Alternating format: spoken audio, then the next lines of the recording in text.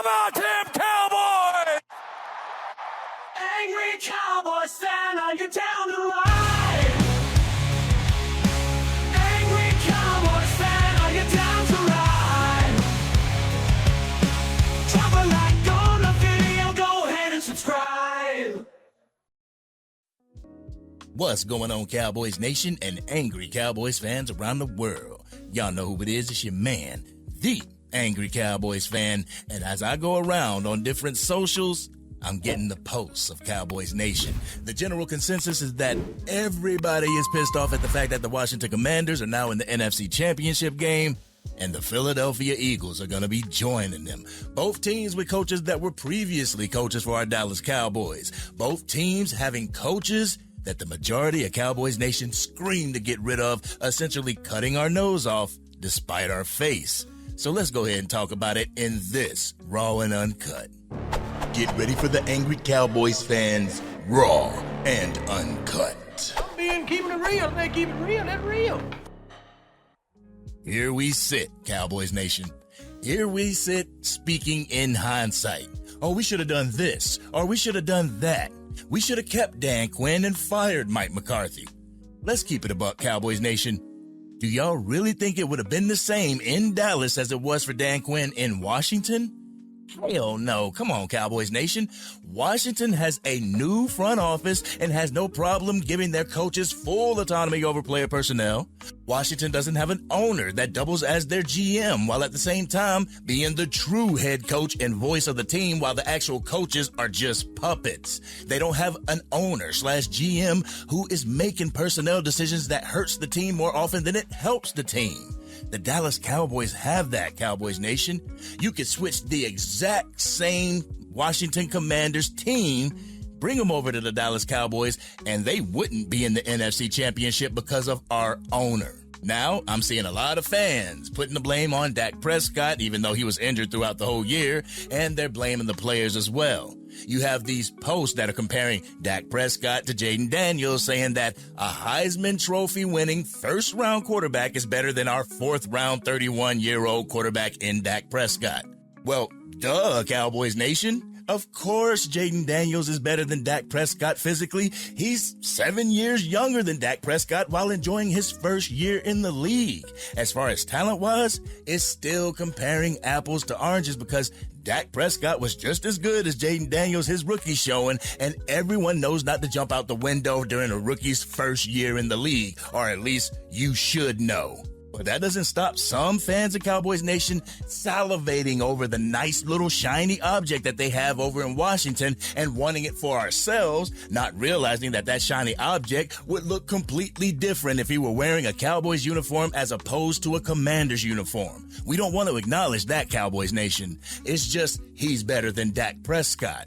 And to keep it a buck, the Dallas Cowboys had a chance in keeping Dan Quinn as the head coach, but Jerry Jones wanted to stay with the yes man, which is Mike McCarthy, and Cowboys Nation cheered when Dan Quinn left to become the head coach of the Commanders. We all trashed Dan Quinn. Like when the Eagles got Kellen Moore and we cursed them for that, we all cursed Washington for acquiring Dan Quinn. I had a feeling it was going to do more harm than good, but I was also pissed at the way he left the Dallas Cowboys. It felt as if he stuck his middle finger high in the air, like he left the Dallas Cowboys high and dry. But when your front office doesn't seem too keen on winning, what coach wouldn't leave, Cowboys Nation? But you know, I love attending the lounges over on X. It's filled with knowledgeable, substance-filled individuals who just want to see the team succeed. It's great conversation, and it doesn't get out of pocket or be disrespectful. People have their views, but don't get criticized for them. Well, in the lounge, I was asked when it's the players' fault and not the ownership. Allow me to answer that real quick. Allow me to answer that in more detail. I do give the organization some smoke for attaining players that are not up to snuff, that are not up to par. When the drop-off in talent is so significant that it's visibly noticeable in every single game, there's an issue with that, Cowboys Nation. No, I don't need 53 All-Pros, but you can't combine journeymen with All-Pros having issues with coaching and the ownership and expect the All-Pros on your team to carry you to a championship. People will call me a Dak apologist for believing in Dak, but I see his talent and how it could be used in a successful offensive scheme, Cowboys Nation. I see the connection between him and CeeDee Lamb, but when CeeDee Lamb is your only threat because your coach doesn't scheme well, it's gonna be harder on your offense to do anything. This is why the scheme is so important, Cowboys Nation. Scheme can add on to your talent that the players already have. This is what happened in Philly as well as Washington. The scheme is working well with the personnel that they got. The scheme fits Jaden Daniels in that offense perfectly and is sustainable. The Dallas Cowboys scheme may be successful for a game or two, but when it gets figured out, it was hard for Big Mike to scheme up something else. It was hard for him to make in-game adjustments. So the reason why I'm all about out in the front office is because everything stems from them. If you don't like Dak Prescott, guess what? Jerry Jones could have allowed him to walk at the end of this season, but he chose to pay him a record-breaking salary. Not only that, but he chose to pay him late. He chose to wait on it. We are currently in a coaching situation because the front office chose to wait. After the Green Bay Packers game, it was the perfect opportunity to move on from Big Mike, but Jerry Jones wanted to wait. We could have had more cap space in 2025, but Jerry Jones chose to wait on signing Dak Prescott and CeeDee Lamb. Do you see how that affects the team, Cowboys Nation? Do you see how Jerry Jones' decision to wait is affecting this team? He chose to wait, and we lost Dan Quinn being the head coach of the Dallas Cowboys. We suffer in cap space because Jerry Jones chooses to wait. So before any player steps foot out on the field, the Dallas Cowboys are already behind the 8 ball because Jerry Jones' decision to watch leaves fall. Another reason why I don't put all the blame on the players is because things above them ruin chances to have great games. Cowboys Nation complained about Kellen Moore's play calling. We complained about Mike McCarthy's play calling, game, and clock management. We complained about not being aggressive in free agency while also complaining about not hitting well during the drafts. We complained about Jerry Jones landing helicopters on the practice field. We complained about the players not being prepared for the big games. Deer in headlights, remember? All the things that are not in the hands of the players, it's in the hands of the front office and the coaching staff. A lot of people complain about these things, but they never take a step back and ponder the fact that your 12-5 seasons, they may have been the results of your talent on your team, but not the scheme that's drawn up for them. Remember, it took Dak Prescott, CeeDee Lamb, and the offense to go to Big Mike to tell him that his offensive scheme wasn't working for the team in 2023. When your team's lacking in talent, you pick up the slack with coaching and scheme. When your coaching is lacking, you pick it up with the talent on your team. When your players are doing everything that they can do, but your scheme sucks, what then, Cowboys Nation? How can we say that the play calling sucks, the ownership sucks, the defense can't stop a nosebleed, they're not disciplined, and still go 12-5 and be a top 5 offense and a top 5 defense, but get bounced during Super Wildcard Weekend? Also, I keep hearing about the deer in headlights thing with Dak Prescott.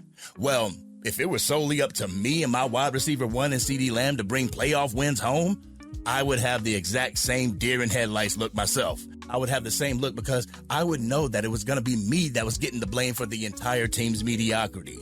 I was going to get blamed for the entire team's shortcomings. If the coaching scheme sucked and has us behind the 8 ball at the beginning of the game, I would have to become a gunslinger and put the ball in harm's way. If I were to throw an interception, I'm going to get painted as the bad guy. If I don't run the ball, I'm going to get painted as the bad guy. If I don't put this entire team on my back and win, the fans are going to crucify me. So I'm going to go out there and do everything I can, throwing caution to the wind. So Cowboys Nation, ask yourself this, and I'm really curious. So who is responsible for the Dallas Cowboys shortcoming for the past 5 years? Is it Dak Prescott? Is it Mike McCarthy? Or is it the inaction of your front office? Y'all let me know in the comment section, for real though. But there's no coincidence that these coaches have left the Dallas Cowboys and are having success in other places. That's usually what happens in Big D. The Dallas Cowboys waste their talent. Cowboys Nation thinks the players wash or the coach sucks. They go to another team and they prosper while having Cowboys Nation say, we should have kept him. We shouldn't have let him go. I fear this is going to happen again. I fear that we're going to let go of a super important piece to this team only to miss them when things get worse and they're gone. Am I opposed to moving on from Dak Prescott? No, by all means, no, I'm not. Am I opposed to moving on from Dak Prescott right now?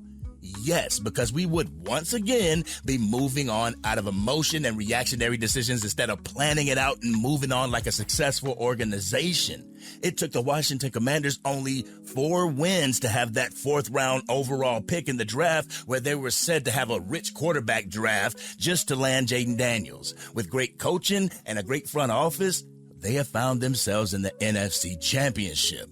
When will the Dallas Cowboys get that type of front office movement instead of putting all the heavy lifting on the players? When will a head coach come to Dallas and be able to choose his coaching staff from the top down without the interference of our owner?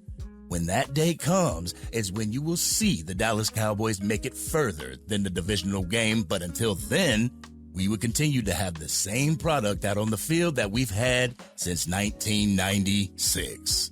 But this has been your man, the Angry Cowboys fan. This needs to be a time where Cowboys Nation and the Cowboys organization learns from it. The way they've been conducting business has not been working in this day and age, and it needs to be changed. But what do you feel about my take? What do you think about the responsibility in Cowboys Nation, and who does the responsibility of us being mediocre fall on? Y'all know how we do. We always talk about it in the comment section. If you're digging the content and want to help get it out to even more Dallas Cowboys fans, drop a like on this video and please consider sharing it with whoever you know is a Dallas Cowboys fan. If you are DC for life and hope that our Dallas Cowboys can figure it out so we are competitive for the 2025 season, hit that subscribe button. Hit the bell to be notified whenever I go live, release a video, podcast episode, draft content, or Madden 25 or College Football 25 gameplay. Right now, the Dallas Cowboys are committed to Dak Prescott for the next at least 3 years. Whether he is or he isn't it, he's the quarterback that Jerry Jones has chose to move on with. What do we do to better the team to have them prepared for the 2025 season under Dak Prescott? But this has been your man, the Angry Cowboys fan, and I'm out.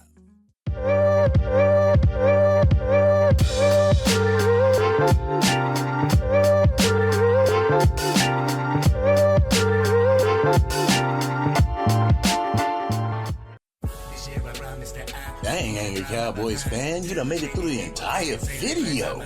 But if you want more content, you can definitely go to this video right here. Or if you want the latest episode of the Angry Cowboys Fan Podcast, you can go right here. But whatever you do, like, share, and subscribe to the channel, but remain DC for life.